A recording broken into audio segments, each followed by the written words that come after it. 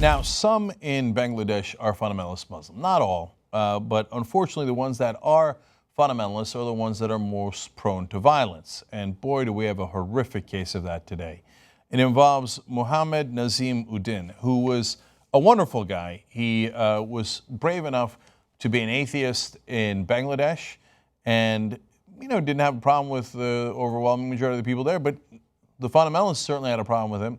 He wrote on his blog often about his views on religion, and he was brave enough to simply say, quote, "I have no religion." So I don't know that I'd have been brave enough to be able to do that in Bangladesh. I hope I would have, but I'm not sure, right? It's easier to do it here in the comforts of a studio in the United States. Well, unfortunately, something tragic happened next. So New York Times explains, witnesses said a group of clean-shaven men surrounded Mohammad Nazim Uddin, a law student, as he walked down the street around 8:30 p.m. on Wednesday and slashed his head, then shot him when he fell to the ground. The assault was eerily similar to a series of attacks on bloggers carried out last year, often in crowded public places. The leader of Al-Qaeda's branch in the Indian subcontinent released a video taking responsibility for two of the killings, calling the victims blasphemers. In October, came fatal attacks on two men who had published the work of atheist writers.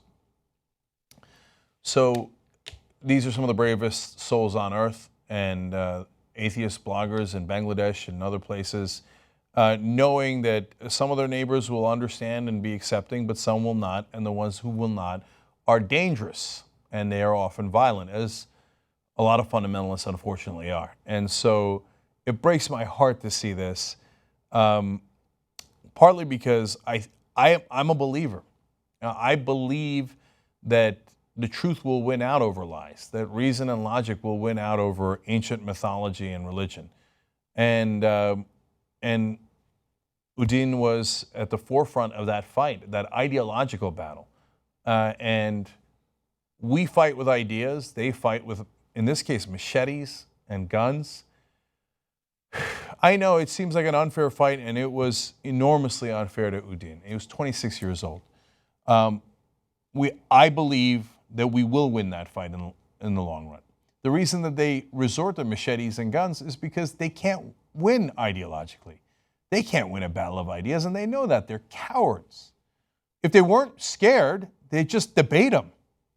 But they know they can't win a debate with their ridiculous dogma and literal interpretation of these texts, in this case the Quran.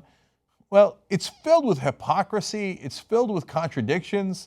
It's impossible to win that debate. So they surrender by killing their opponents. Because that is a form of surrender, saying, I can't beat you with my brain, so I'm going to try to silence you with violence instead. Uddin had written before he was killed, "No one is forcing you to read or look at what I write. So why this violence, this murdering?" Well, that's the thing, Mohammed. That's all they got. That's why they do it. They don't do it despite the fact that they think they're right. They do it because in their hearts they actually know they're wrong. Because imagine if they were right, then the mighty Allah can do anything He wants to you. He could do it in this life, He could do it in the next life. He could torture you for eternity, according to all the three books. Well, they don't really believe that. That's why they do the violence here on earth, because they don't actually believe there is a God who's going to mete out that justice to you. If they believed in their God, they would never care what you think. They say, "Oh, silly guy, poor guy, I feel bad for him. He's going to burn in hell." But they don't think that.